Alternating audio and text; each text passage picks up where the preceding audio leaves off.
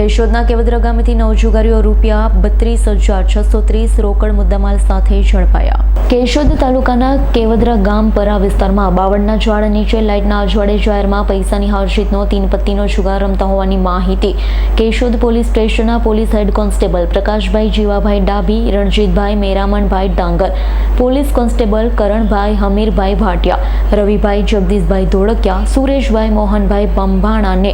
Patrolling દરમિયાન મળતા પંચ બોલાવી કેવદરા ગામે પરા વિસ્તારમાં ખાનગી વાહનો દૂર રાખી પગપાળા જતા જાહેરમાં રમેશભાઈ કાળાભાઈ મક્કાના ખેતર બહાર બાવળના ઝાડ નીચે લાઇટના અજવાળે ગોળ કુંડાળું કરી રૂપિયાની હારજીતનો 3 પત્તીનો જુગાર રમી રમાડી રહ્યા હતા। પોલીસને જોઈ આગા પાછળ થવાનો પ્રયાસ કરતા જેમના તેમ બેસવાની સૂચના આપી પૂછપરછ કરતા હિતેશભાઈ ઉર્ફે બાબરો ભીખુભાઈ ચૌહાણ ઉંમર વર્ષ 38 રહેવાસી કેવદરા, રાહુલભાઈ કાંતિભાઈ ચૌહાણ ઉંમર વર્ષ 31 રહેવાસી મોટી ઘનસારી, નવનીતભાઈ રામદેવભાઈ વેગડા ઉંમર વર્ષ 25 રહેવાસી મોટી ઘનસારી,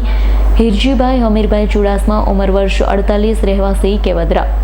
રવજીભાઈ ઘેલાભાઈ નનેરા ઉંમર વર્ષ 44 રહેવાસી કેવદરા, કાંતિલાલ જયંતિલાલ પરમાર ઉંમર વર્ષ 33 રહેવાસી કેવદરા,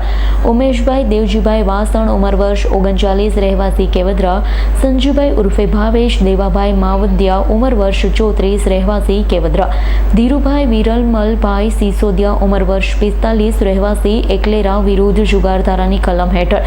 ગુનો નોંધી રોકડા ₹10,630, મોબાઈલ ફોન નંગ 8 મળી